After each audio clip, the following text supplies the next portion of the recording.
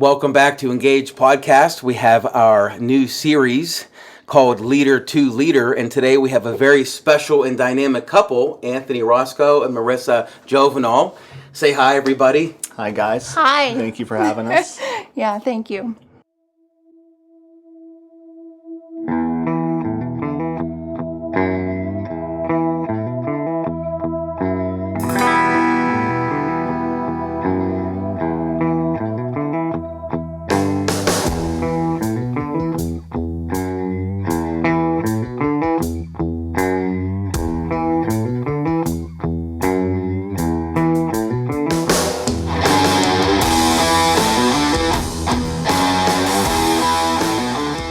You're welcome. It's a beautiful day outside, and did you do anything fun today?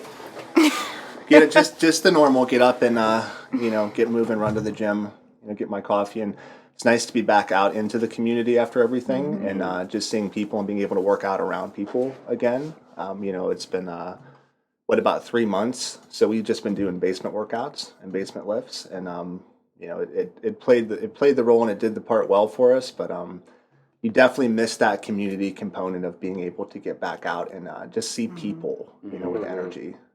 Yeah, For sure. definitely agree with that. It's nice to be around the people. So you two are all about making connections with others, and I Yeah. see you. yeah. I see you have a nice T-shirt on. Why don't you go ahead and tell me about the Roscoe what you do? Physiotherapy, which is so I'm a doctor of physical therapy. I've been practicing for a little bit over 9 years now.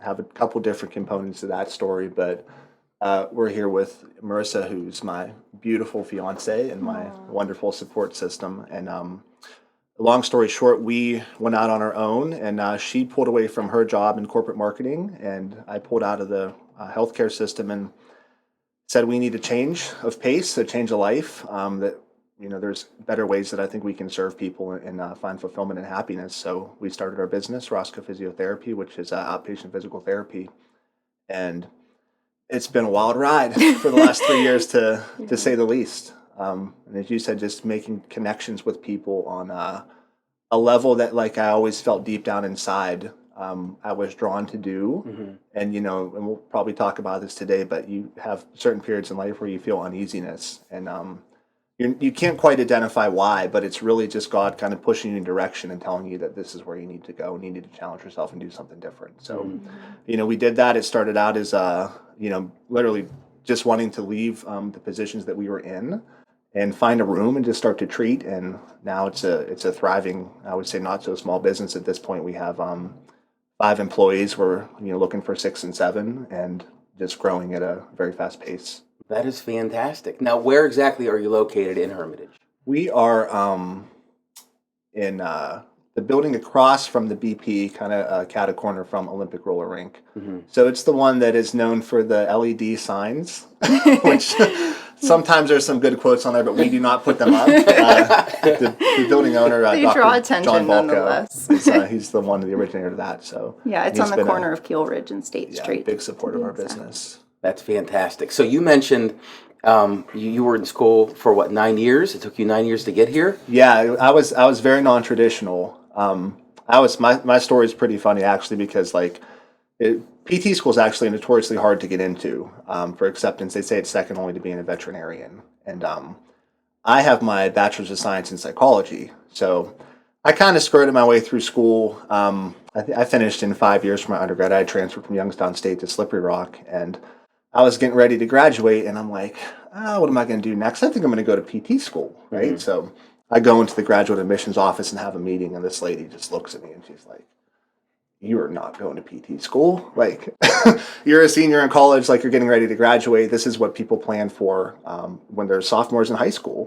You have to do all these different prerequisites and get all these different volunteer hours, make connections, resume builders, and all these different things." And I don't know, at that point in time in my life, I was very drawn to that, and I said, I'm just going to go for it anyway. And I started taking my prereq classes. I had to go back to school while I was working, and I took physics and chemistry, anatomy, physiology, just all those things I needed just to be able to present on my application for consideration.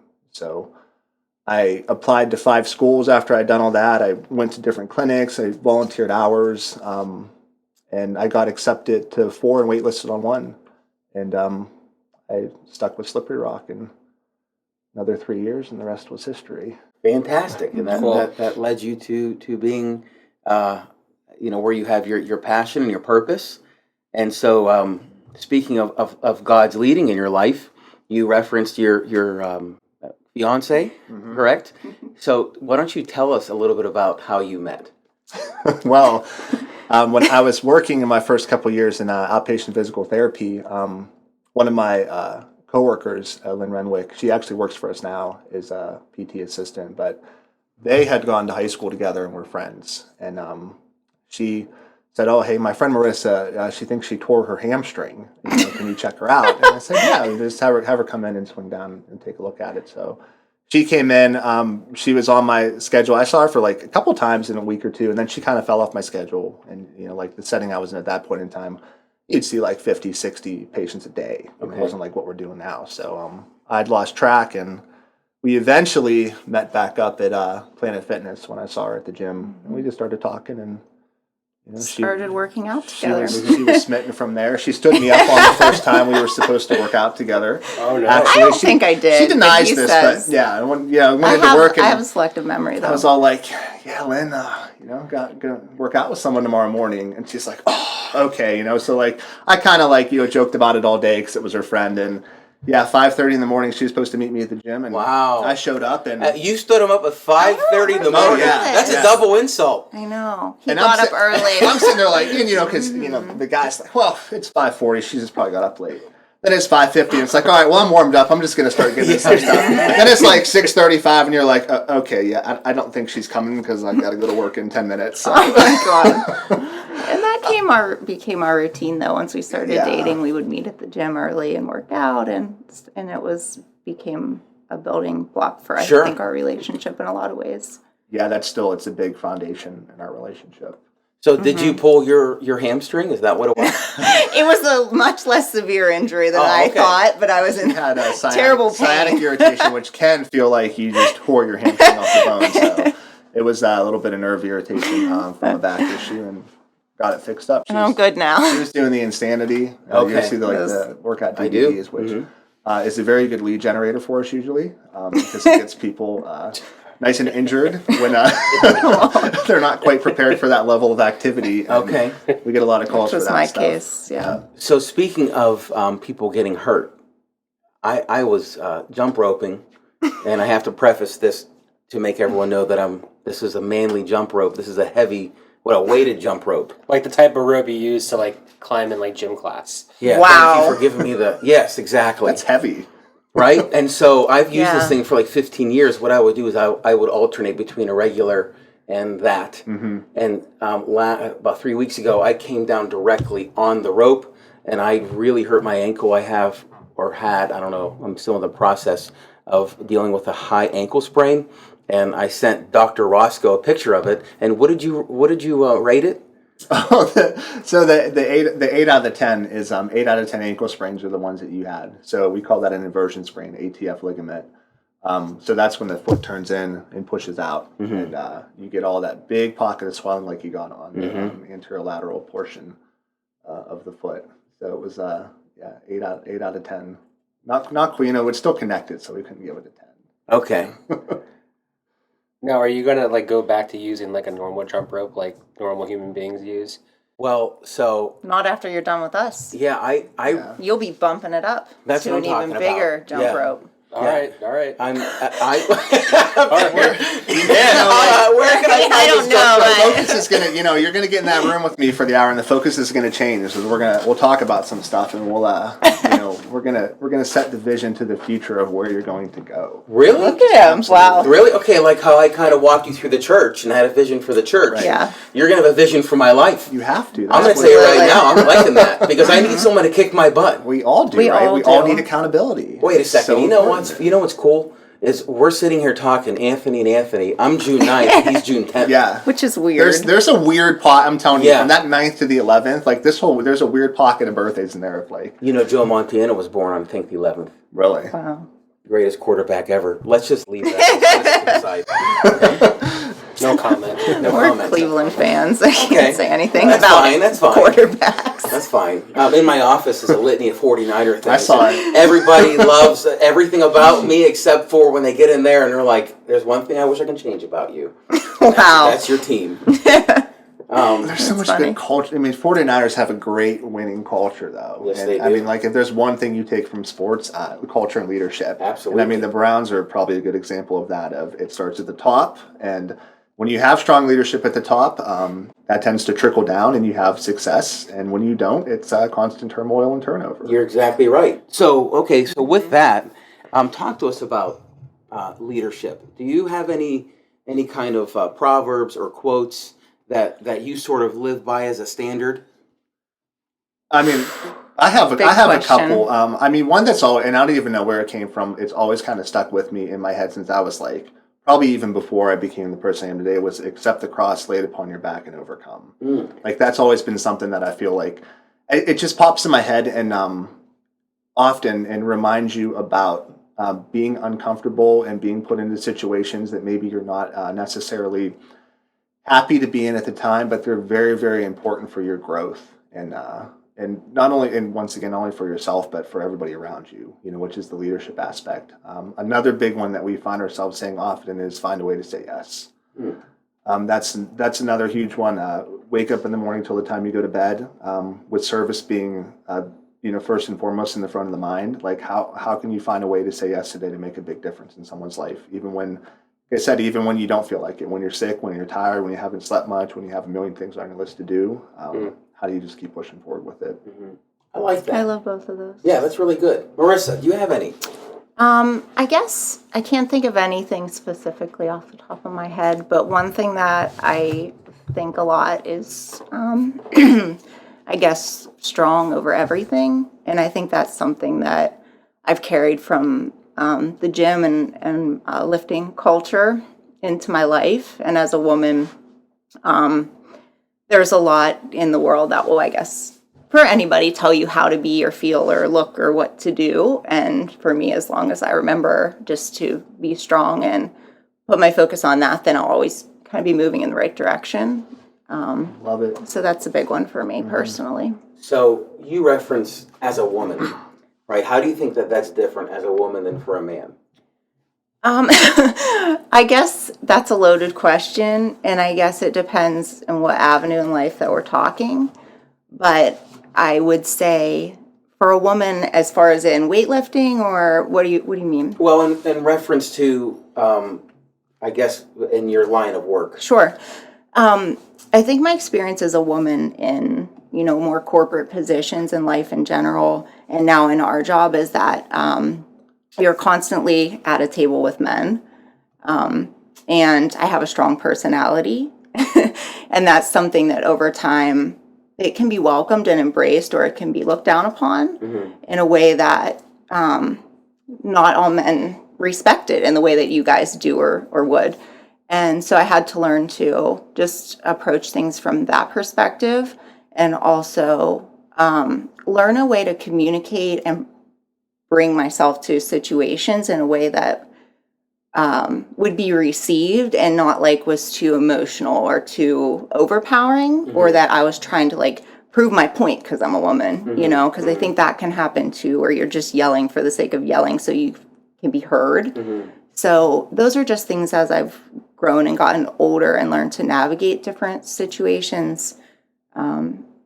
I've had to learn to reel it in, but still be myself. Sure. If that makes sense. No, it and makes I guess total maybe sense. that's a long-winded answer, but it's very easy for me to be emotional and be very passionate, but that doesn't always come across in the way you intend it. Sure. So I've gotten myself in a lot of trouble too.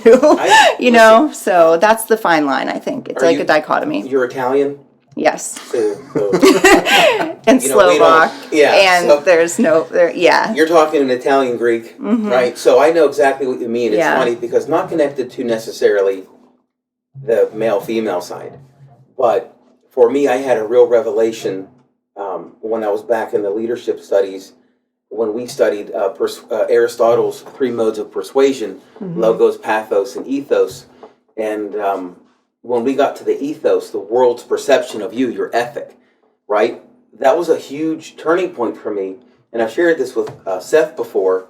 There was a drawing in the book, and the drawing was a room full of people, and there was a presenter in the front. Now, every person sitting at the table had a little bubble coming out of their head of what their perception of that person was. Mm-hmm. And then the person presenting had a bubble, and his perception was like a guy like making a muscle, like how Anthony likes to pose and all. Exactly, yeah, flexing. Mm-hmm. But other people had different perceptions. Like one was a clown, one was, show off, mm-hmm. whatever it was. And it was just really powerful because it was the first time I considered, what is the perception that I'm constantly giving off? Yeah.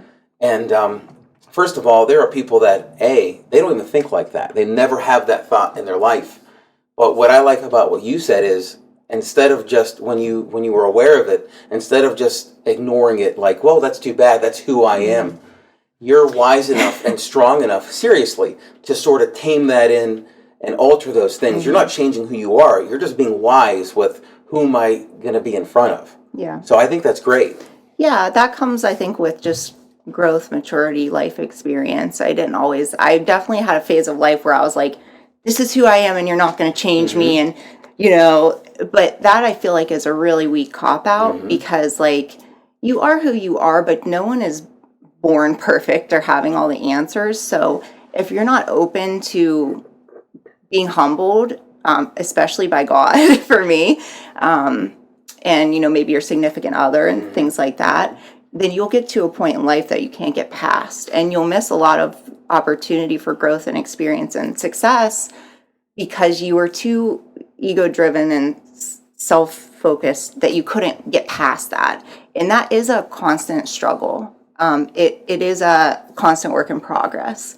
You can probably attest, to that. Obviously, I've learned so much of that from you, and that's like the greatest blessing of being with you 24/7, Anthony, is that like he's a challenging leader and that he doesn't ever, I wouldn't say let you settle, but he just has a way of cultivating more from people because mm-hmm. he believes in you so much that it's hard not to like believe in yourself. And he's that way with me and our team and his family. And that's so cool. It's a very admirable awesome. Quality. Mm-hmm. And I look up to that very much. So it's made me a better person, definitely. Because I think in life, like, not everyone will just tell you, like, hey, you're being a jerk, mm-hmm. or hey, like, you said this and it didn't quite come across right. And I know what your intentions were, but, let's try to reel it in a little bit. Mm-hmm. But the cool thing is what I'm hearing, though, is somebody could do that, but the intentions are mm-hmm. to hurt you or to put you down. Yeah. Whereas this is, hey, you can be better. It's to build you up. There's so much more. Mm-hmm. And so building someone up mm-hmm. and seeing someone's potential, right? And that's so cool because, first of all, we lack that in society. Mm-hmm. But it's so nice that you found somebody that he believes in you. Mm-hmm. So I would be willing to change for someone that says, I see the best in you. Yeah. So next Wednesday, right? Yeah. New vision of Anthony Claudius. I love it. It's true. I mean, with leadership too, like you cannot talk to two people the same. Mm-hmm. You have to be able to adapt, and as you said, with the perception of how people perceive you, and your communication skills have to change in order to actually get the best out of a person when that's truly what you want. Mm-hmm. And as we talked about the Principles book earlier, the Ray Dalio book, one of my biggest takeaways from that book that I brought into our business was radical transparency to expedite growth. So in other words, when, like she said, maybe she's saying something to somebody and it's not being perceived, which I know how she meant it to be perceived, just maybe based upon that little bit of deeper understanding of the communication aspect and bringing that to the table, bringing it to the forefront in front of everybody for the sake of growing faster and getting to that next level at a quicker pace so we can really grow and help more people, like meeting that bigger mission. Mm-hmm. Yeah, that's really at the core of everything. And that's how, we built and added members to our team is people who do have that willingness to set their ego aside and grow for the sake of, like he said, our mission to help as many people as possible. Mm-hmm. Because that's really at the heart of everything that we do, and we believe really strongly in that. And now our team is able to change like lives. It's really inspiring to watch, and we can just kind of step back. And they're all amazing in their own ways, and they have relationships with clients, and it's really cool to see that spread. Yeah, the cool thing with that too, like from my perspective, you just almost feel like a proud parent of like being able to bring that to somebody. And like, you know, most people in life never get that experience. They don't even, you know, they don't believe in themselves enough to be able to think that they can make a difference in people's lives like that. Right. And when you take somebody along through all that turmoil and stress and all the challenge that, you know, comes with growth, because growth is uncomfortable. Change is very uncomfortable, and most people don't adapt to change nicely or greet it, you know, as being something positive in their life. But when you make it to the other end and you see that person succeeding and believing in themselves, and all of a sudden they become a leader, it's like, wow, like this is the path to success. Like, you know, life can never be about you. It has to be about what you bring to other people, and that's where like you get the fulfillment. Like it just hits you. Right. That's well said. I mean, even in the Bible, you know, Jesus was always reproducing himself. Right. And one of the craziest things that he said is, you know, when I leave this earth, greater things will you do. Like when you, wait a second, if you go back, right, Jesus, like he just healed somebody. But he's saying, wait, without me, greater things. And one of the takeaways from that is Jesus, when he was on earth, if you looked at a globe, was in one spot. But now, through the influence and the conversion, and as Christianity spreads, there's many Christs. So you get to take that mission and that ministry, and there's that reproduction, and it just continues to go. And so your employees, once they share your heart and vision, it's like they're mini Roscoes. Is that a good thing or bad thing? Disciple Roscoe. No, that's absolutely. I mean, that's absolutely what it is. And I mean, a lot of my, inspiration I take from the story of Christ. Like I feel like that's just one of the. I mean, there's so much there. Obviously, there's so much depth, and I mean, we all know the story. You know, the crucifixion and the resurrection. But like, I mean, really like meditate on that and think deeply on all the different things, and like, I mean, to truly just try to live Christ-like. You know, I mean, it's as difficult and as basic as it sounds. I mean, literally, like there's just so much there of an inspiration that you can pull into your life, into your business, how you treat other people, how you handle adversity, and just make the world and yourself a better person, better place. So speaking of influences, you know, we looked at, of course, Jesus, but here on earth, talk to me about one or two influences in your lives, and after that, maybe if you can attach a quality, you know, to that person that sort of is now something you embody. I mean, I would say on my end, my mom and dad for sure. Just like two very similar but very different people at the same time. My mom is literally the nicest woman you'll ever meet on planet Earth. She's just taught me like just a love for life in general. She's very much into loving and caring for animals, which I feel like has taught me a lot. Just to have respect for all living things, you know. She's a tireless worker. She's just always just very calm, soothing personality, always looking for the best in people and always kind of offering that. She's still, you know, in her mid-60s. She works at Walmart, and she's out there preaching her ministry to people that come through, you know, and just trying to offer people, you know, positive thoughts and good insights, and, you know, just try to brighten people's days. I get a lot of inspiration from her. My dad's another one who, very, very tough exterior, but and very different personalities. And like my mom really brought me up through like the Catholic Church, and my dad is not really a part of the church. Like that's something where, you know, I feel there's maybe like a little deeper resentment there. Like once my you know, grandparents passed away in that, where I've learned how to be like, I've learned that you don't necessarily need that anchor and attachment to religion to be a good person, you know, so to speak, where my dad exemplifies it in much different ways. And, you know, I look at him like he would do anything for everybody. But he doesn't have that aspect of what my mom taught me on the other end of the Christianity and the Catholicism, you know, and I feel like having both of those, like that structure, but then also more of that, like just free spirit of good and giving and genuinely embodying, you know, a good person has really helped to mold me into who I am today of being a little bit of both. Okay, very good. So mom and dad. Marissa. This will make me emotional. See? That's all right. There's no, I'm good. There for you. No, I'm fine. I would say 100% also both my parents, and similar ways like Anthony said. My dad is an extremely hard worker. Here we go. And entrepreneurial, so I've learned a lot of that from him, you know. Don't cry too much. There's only one. Why do I tissue, cry? It's That's all right. I'm good. Once I got past the first part.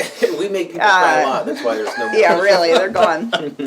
Yeah, my dad's just a hard worker still to this day. He's 65. He still runs his business. He still just works and no excuses for anything. And he's built everything he has from nothing. And I admire that a lot.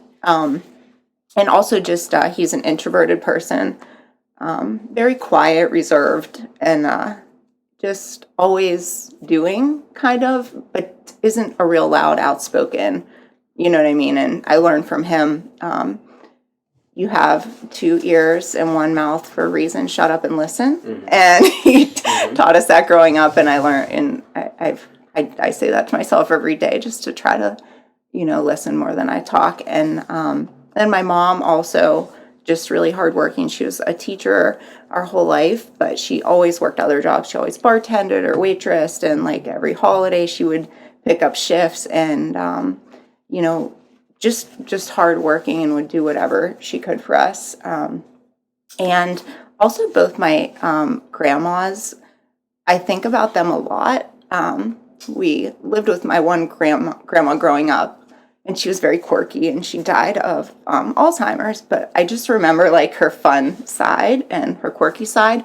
And then my other grandma, my dad's mom, was like so silent. Like she was tiny, old Italian lady, so quiet. You'd go like visit her, and like you might have like 10 words said, but you know she was like the wisest person, you know? So those are my big influences. And Anthony, it's for sure. I was going to say likewise. You've definitely like changed my life. So I mean, I think we've done a good job as a couple too in a relationship of like growing together, and yeah, a lot of qualities that like when we first met. I mean, there was a lot of polarity there, I think, and like her personality type and mine, and we've gone through that struggle of meshing together and really like meeting in the middle of that, where she was like way more free spirited and did her thing, and I was way more like regimented and structured, and she needed some more structure, and I needed to loosen up a little bit. And over the years, like we've been able to like pull that, to the center, and make that a forefront of our relationship. Mm-hmm.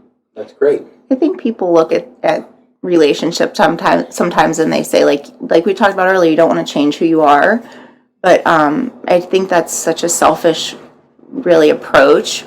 And I guess relationships, as you go longer into them, we've been together for 7 years, they get more and more challenging to find deeper and deeper and deeper connection, and initially you have there's always a spark in relationships. It's fun, you're learning new things, and it's fun, and then a couple years in, you have to start challenging yourself to build a deeper connection. So I feel like that's where I see a lot of relationships don't thrive because people get distracted and then they move on to the next thing. People don't work on them. And they don't want to really do the hard work. Mm-hmm.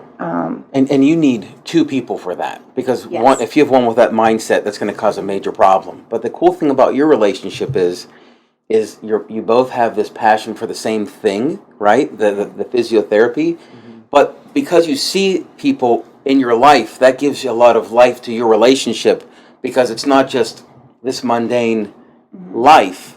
As people come in and out of your relationship throughout the day, those are things that you guys are talking about and working on. Yeah. And so that's going to help you too, so that's really great. Thank you. Tell me about fun. Like, what are your hobbies? What do you do for fun? And don't just say. Sometimes. I love fun sometimes. I mean, working out, it's definitely it's what I do for fun. It's just what I enjoy. It's my own personal time because part of that is I love learning. I love podcasts. I just love thinking. That's my time to just break away from the world and think and grow and learn and listen to something new. I love reading a lot. Obviously me and Anthony here both share, a passion for that and personal growth. I have another life of a past where I was a musician, actually. I play guitar. The whole funny story is always that I was in a band. We opened for Fall Out Boy at one point. And wow. I was in my late teens, early 20s. That's like your This is claim. claim to fame. Yeah. Not Yeah, even he now. finds a I way to don't work like that I'm story like, in yeah. everywhere. Normally, I'm just like, don't talk about it. Let me Don't ask talk this about question. Is there ever a time where Fall Out Boy is mentioned that he doesn't? Does he always tell the story? Like I opened for them? It always comes out somehow. No. It's almost How one of often those does things Fall where, Out Boy get mentioned? Ouch, Fall Out Boy. I feel like that it's like a different life, and you know, part of that like is Yeah. my love for the gym. Where like the gym taught me like it pulled me out of more of that like party, have fun, like not really have structure, not really have direction in life, to like, oh my god, like this is all the harder I work in here, the more results I get, the more it teaches me about discipline, about faith, about commitment, about loving something, like putting work into something and having fruit later on, not today. You know, waiting to have that big result in life, and just, you know, like learning to put in work. And I don't know, that's the gym just brought me to be a better person, and that really shifted to become my love. You know, that was about the time when I was making the transition to start to go to PT school. Like it really was shaping me into this just like person I didn't know, you know, in a way of like structure and finding success. Okay, so We also that's like your. What is your? music. What's Marissa's fun? What is your? What do you do? What are the hobbies you have? I like to. We like music, so we go to a lot of actually metal shows and concerts. Love the metal. We So like are we metal. talking like Metallica? Metal? That and heavier, yeah. Yeah. All across the board. Are you talking about like Pantera? Although we're not Oh, around yeah, anymore? Pantera. You're talking to a kid from the 90s. Okay. So Got the I 90s did metal see in it. The church is going to be a little bit shocked with the next thing I'm going to say, but I was at a Pantera concert at one stage That in is my life. awesome. That's With probably Biohazard and with Sepultura. yeah, we know Oh, both I well. like them. Okay, so we can That's talk funny. about that off the air. Yeah. That's why we sing so much. There you go. We got a lot of things in common in the background we don't know about. Yeah, we like doing that when we can. I love just being outside. I go to my dad's a lot, and just he's got horses and stuff, so go out there, walk, hang out. And I like bringing people together, I guess. So I have like a women's group, and we like to get together and work out together and do stuff like that. So Quickly just tell always us. busy. Tell us quickly about the women's group. Does it have a name? Sure. What is that about? So basically, when the coronavirus started and the gyms closed down, I decided I was going to launch a virtual fitness group. And so that started on March of this year. And each month we just have a group. It's primarily women. There's some men. And we do live workouts together every week. We meet up and walk or run. We do different like ask the expert sessions and things like that. And it's growing more and more. So now that this whole thing's over, we're going to hopefully be able to get together in person. Is So- that something that you're open to having more? Oh yeah, of women? course. Okay. And how would Yeah. they? They could just find me on Facebook, and I could give them the information. Would probably be the best way. Okay. Okay, do that. That's fantastic, and that is another way of getting back into not just a hobby, but that you are there for, going back to your quotes, right, to saying yes and helping other people. Just another avenue, and I think that's fantastic. Yeah. Sitting here with you two, I've known you for a while, but you two look great, and one of the things I admire about both of you is I see this alignment between what you are doing, right, what you say and what you do. It's like you live it. Why is that important for you two? That's the standard in our life. I mean, and life is all about maintaining the highest standard possible. And I mean, I'm a firm believer, like how you run your household, how you run your personal life is going to be how you run your business. And I see that all the time with different doctors. And, you know, you see the ones that have these, you know, booming successful practices that are all well put together. And you walk by their house and it's like all well put together, you know, very nice. And, you know, everything just syncs up. So I think when you're passionate about something and you find the right thing that gives you fulfillment in life, it's easy. And I think that is something easy for us because we embody that. We truly care about it. And I know, like, and once again, it can't be about myself and me. I have to show up for other people. And I'm going to show up my best for other people when I'm making sure I'm getting in the gym in the morning, when I'm making sure that I'm in the best physical shape I can be in. When I'm in good physical shape, my mental shape is good too. You know, so that's just part of the process of being able to bring my best and, you know, help people at my highest standard. Very good. Yeah. Well said. I think it's like you said, it's also just living by example. And same thing with leadership or having a company or a team.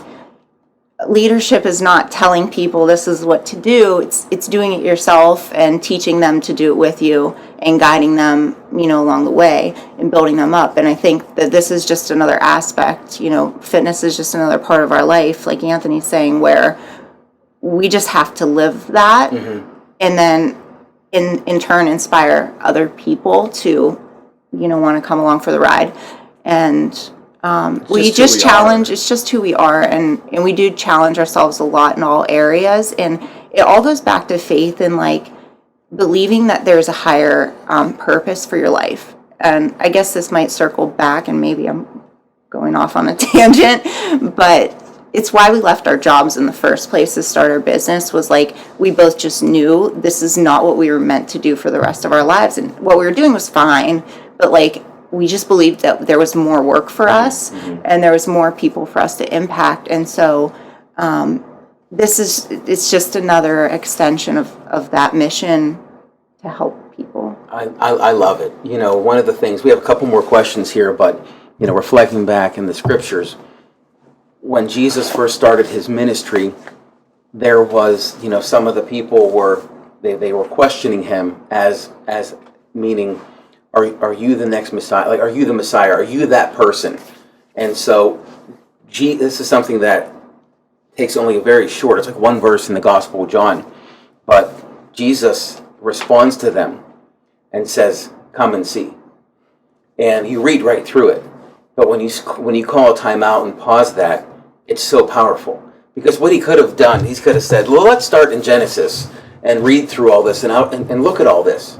But instead, he invited those people, the potential disciples, into his home. Come and see. In other words, if you want to see who I am, come and live with me. Yeah. And you know what they did? They left and said, he's the real deal. There was that alignment. He is who he says he is. He is that Messiah. But I love that idea because I see that with you all. It's not a show up here, do these things. It's, I'll walk with you, but also when you look at us, we're living it. Okay? Yeah. All right, a couple more questions. Ready? Yeah, ready. You ready for these? These are heavy hitters. Uh-oh. All right, so it's 5 years from now or 10 years from now. We're sitting here. What has changed in your life? Where do you see yourselves? We'll be married, hopefully. Okay. I'm going to write this down. Yeah, go ahead. Put a date. I know all goals got to be objective and measurable, right? So, we'll be married. I think we'll have kids at that point. I think from a professional standpoint, I'm excited to see the growth that we're going to have because I really do feel like that we're going to branch out into different companies and do different things to be able to help and reach people. Even like this is something I would tell you I'd feel very uncomfortable doing maybe even 6 months ago. That's been my next push is to really be able to like take what I've learned and get myself out there and get comfortable doing that and sharing with people. And I really feel like in 5 to 10 years that's going to be happening on a much, much larger scale for us. And just the ability, we always say we want to be able to touch the lives of 1 million people. And that could be in any way possible. Whether that's physically through helping them with their physical health, or just mentally and helping someone in a different way. We were looking at Jim Collins, the books in the office earlier, and I believe that he has what's called the BHAG. Have you ever heard of that? BHAG stands for Big, Hairy, Audacious Goals. And I just heard one from you, right? And that's reach 1 million people. So that's your BHAG. All right, we're 5 or 10 years from now, Marissa. Definitely married. We want to have kids. And just growing the business more to help more people. I always say, like, I feel like we're on on a rocket ship to the moon because our goals are huge, and we're gonna accomplish them.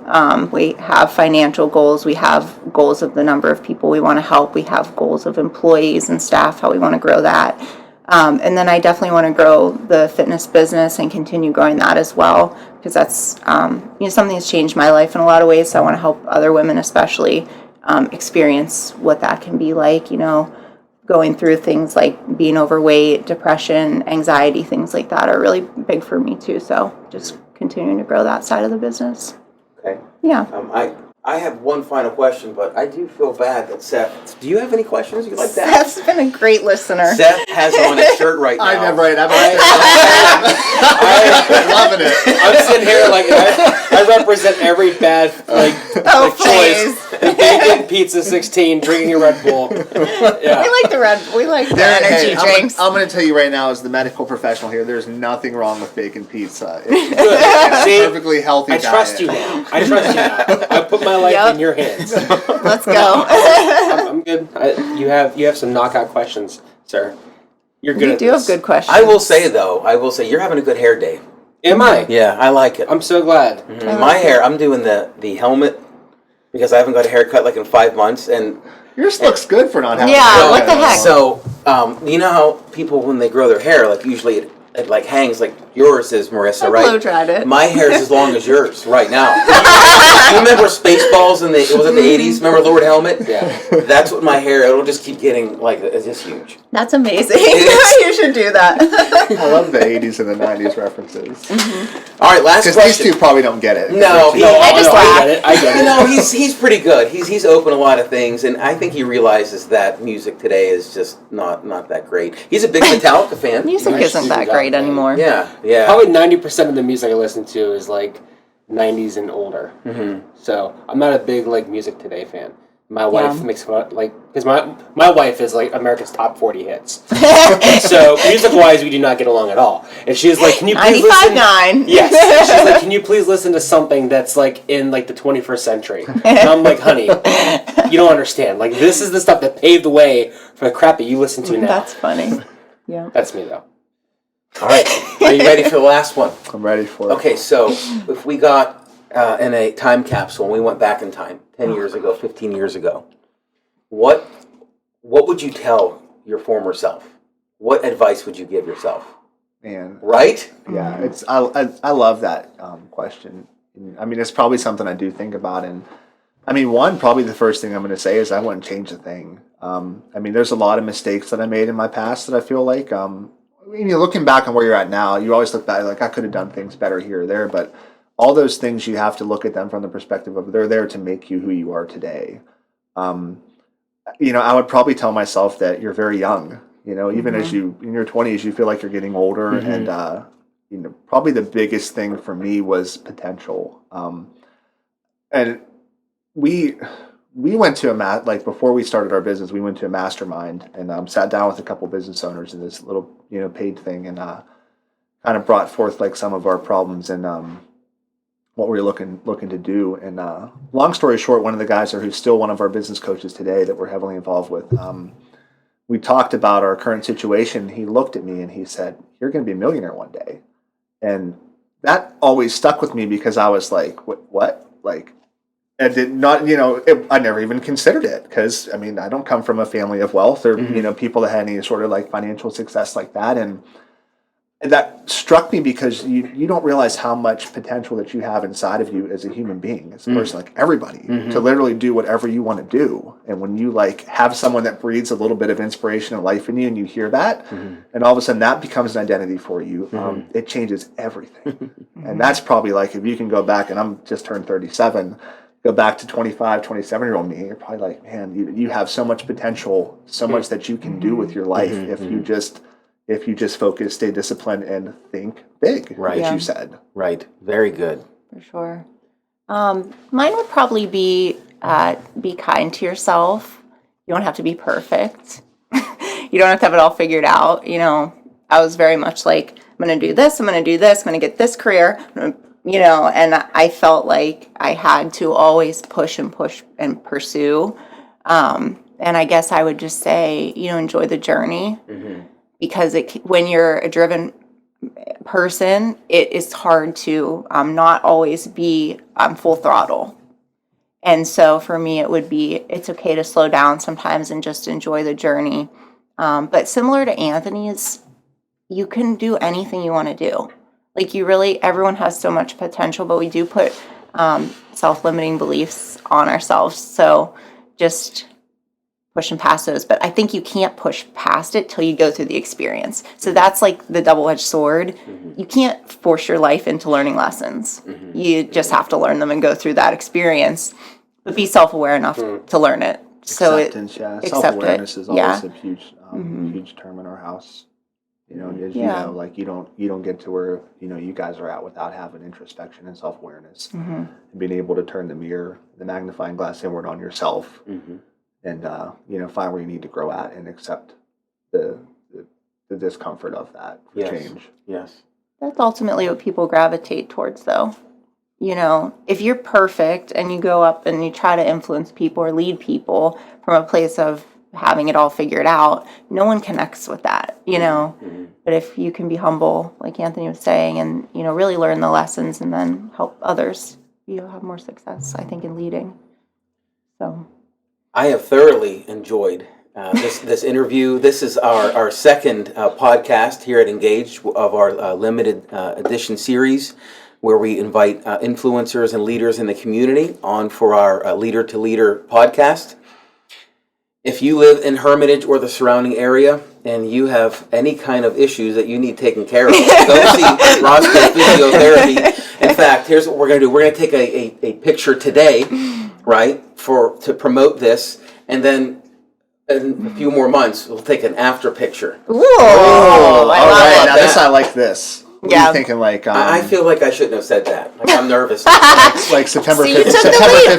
15th. Give it about 90 days. That's in there, fine. like, All right. Nice. That's fine by me. I love it. Yeah. Well, I've thoroughly Thank you enjoyed for having having you us. on. Yeah, we appreciate this is it. awesome. I mean, I just want to say I appreciate you guys, and I mean, Yeah. I've known Anthony for a while, and just getting to meet you today. I mean, once again, the potential with what you guys are doing. I mean, I think this is amazing, and as we talked about before the mics came on, I mean, Anthony, like you have your stuff so well put together, and I think you're a hidden gem in the Shenango Valley and surrounding community where like once people start to get to know who you are and the message that you have, it's so, I mean, it's so out of this world, like what this area needs, what people need. Right. As they start to get exposed to that and you guys grow more, I mean, I'll be excited to be behind that mission and help you in any way that I can to see that happen, because you guys are both great people. Thank you. Appreciate you doing this. Thank you. That's why I joined this. I joined the church in October. I've known him for 10 years. Wow. I joined the church in October. The first thing I said, we got to get you in front of a microphone because you have a great message. You're a great personality, and the just not even the area, the world needs to hear what you have to say and hear your story and get to know you. You have a gift for sure. Yeah, I met him like, where did this guy come from? Right. It's Permanent Planet Fitness. That's the office one. I'm like, who's this guy? Wow. I'm like, he's. Oh yeah, you talking to me. saw I'm stuff like, at the office. all this religion and philosophy, all these wonderful things I love, and he just has all this knowledge on it and leadership and everything else. I'm like, this is great. It's it's how cool. would I ever without the business, I probably would have never known that you existed. And vice versa. So I mean, that's what I mean. Getting that out there and letting people know who you are. Well, That's you. like our godly responsibility now, right? Yeah, well, I'm humbled by that. That took a so, but I appreciate that. Well, we're gonna end it there because Marissa used up all of her Kleenex. Yeah. I know. Yeah, you're getting emotional. All right.